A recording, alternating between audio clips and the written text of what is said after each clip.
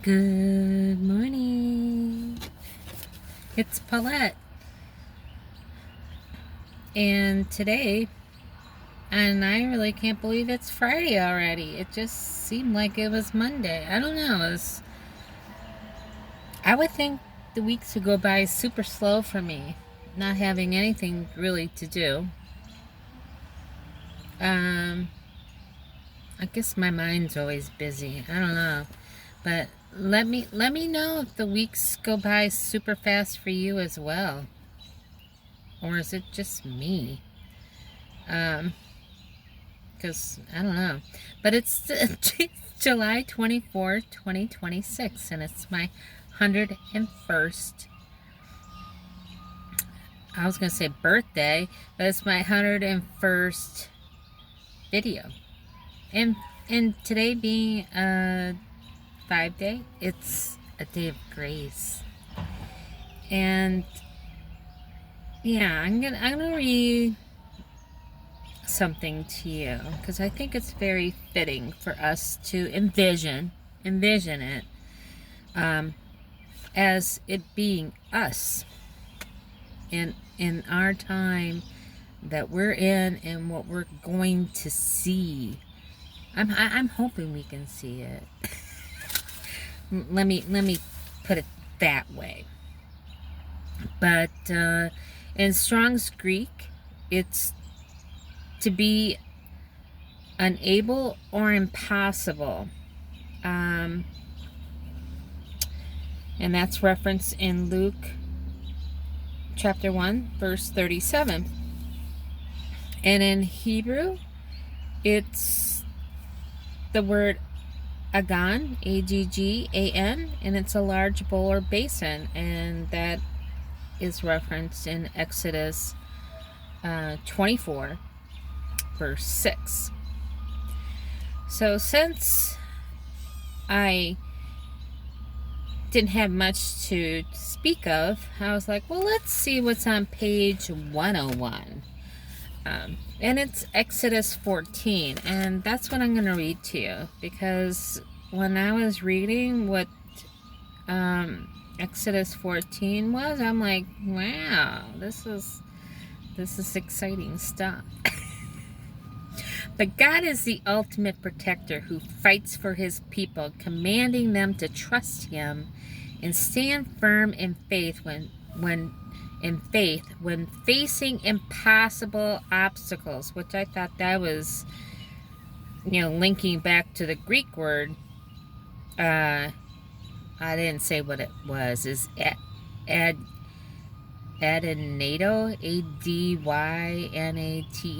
which is to be unable or impossible.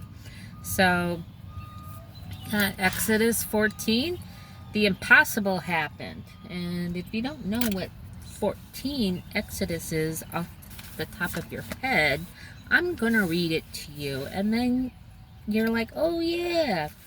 So, Exodus 14, the Lord spake unto Moses, saying, Speak unto the children of Israel that they turn and encamp before Pi-hahiroth, between Migdol and the sea, over against Baal-zephon, before it shall ye encamp by the sea.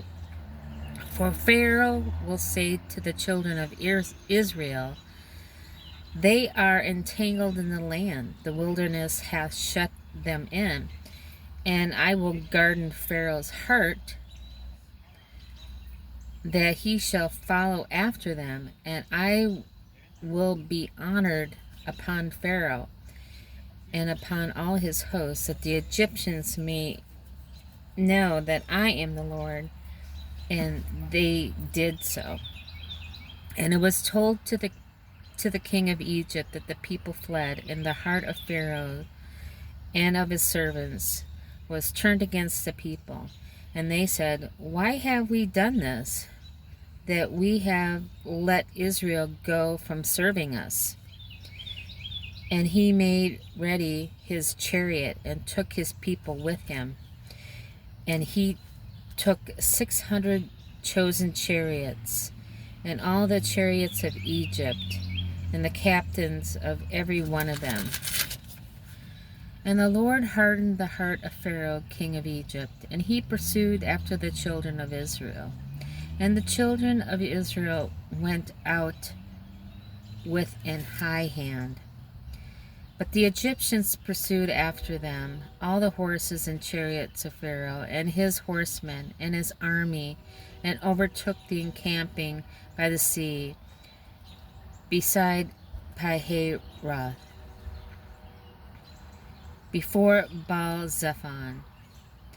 And when Pharaoh drew nigh, the children of Israel lifted up their eyes, and behold, the Egyptians marched after them, and they were sore afraid. And the children of Israel cried out unto the Lord. And they said unto Moses, because there was no graves in Egypt, hast thou taken us away to die in the wilderness? Wherefore hast thou dealt thus with us to carry us forth out of Egypt? Is not this the word that we have, that is this the word that we did tell thee in Egypt, saying, let us alone, that we may serve the Egyptians? For it had been better for us to serve the Egyptians than we should die in the wilderness. I don't know. I would rather die than to do, I'm at that point in my life. I don't know. Maybe they were of the world, and yeah, I don't know. Tell me your thoughts, because I'm really at that point where, death does not fear. I'm not fearful of death at all. And Moses said unto the people, fear ye not, stand still and see the salvation of the Lord, which we will shew to you today. For the Egyptians whom we have seen today, ye shall see them again no more forever. The Lord shall fight for you, and ye shall hold your peace. And the Lord said unto Moses, wherefore criest thou unto me? Speak unto the children of Israel, that they go forward. But lift thou up thy rod, and stretch out thy hand over the sea, and divide it. And the children of Israel shall go on dry ground through the midst of the sea.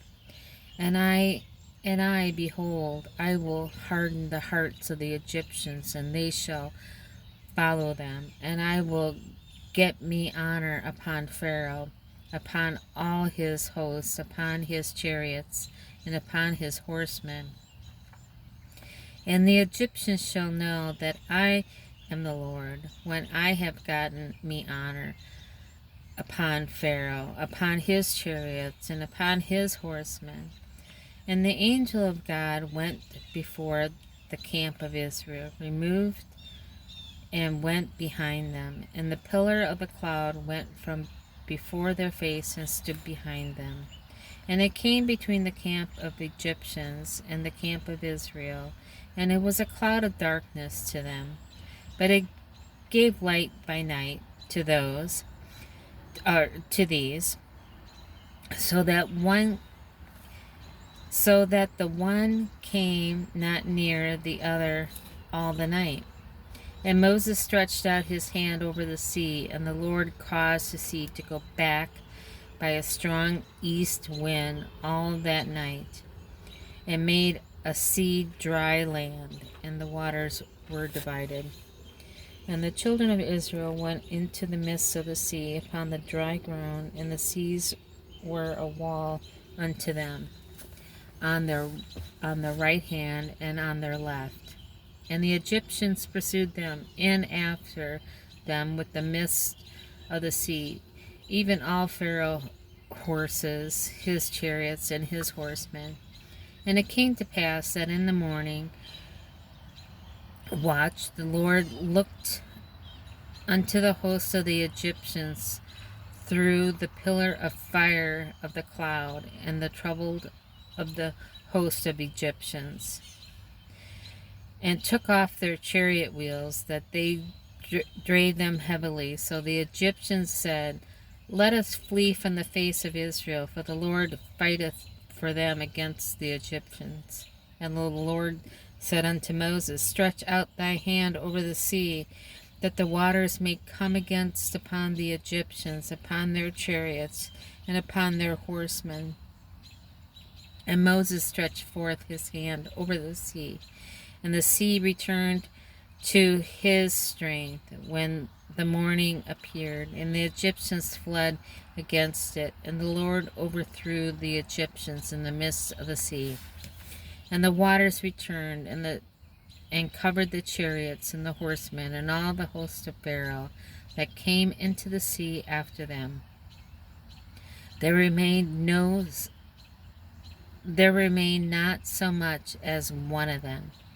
But the children of Israel walked upon dry land in the midst of the sea, and the waters were a wall unto them on their right hand and on their left. Thus the Lord saved Israel that day out of the hand of the Egyptians. And Israel saw the Egyptians dead upon the shore, the seashore. And Israel saw the great work which the Lord did upon the Egyptians, and the people feared the Lord and believed the Lord for his servant Moses. So yeah, that's where Moses parted the sea. And yeah, so not that we're gonna get a sea parted, but it's like our parting of the sea moment where we're gone, we're saved, we're freed from this crazy time that we're in. It's just so crazy. Yeah. But so then I want to read Psalm 101 too, which is by David. It's the King's Promise. It serves as a personal manifesto for righteous living and leadership. David commits to acting with integrity, avoiding evil, and surrounding himself with faithful people. And that is so important. Psalm 101. I will sing of mercy and judgment unto thee, O Lord, will I sing. I will behave myself wisely in the perfect way. Oh, when wilt thou come unto me? I will walk within my house with a perfect heart. I will set no wicked thing before my eyes. I hate the work of them that turn aside. It shall not cleave to me. I froward heart shall depart from me. I will not know a wicked person. Wonder what that's like. Whoso privily slandereth his neighbor, him will I cut off. Him that hath an high look and a proud heart will not I suffer. My eyes shall be upon the faithful of the land, that they may dwell with me. He that walketh in a perfect way, he shall serve me. He that worketh deceit shall not dwell within my house. He that telleth lies shall not tarry in my sight. Wow. Yeah. I'm big on lies. Don't be a liar. Oh my goodness. I will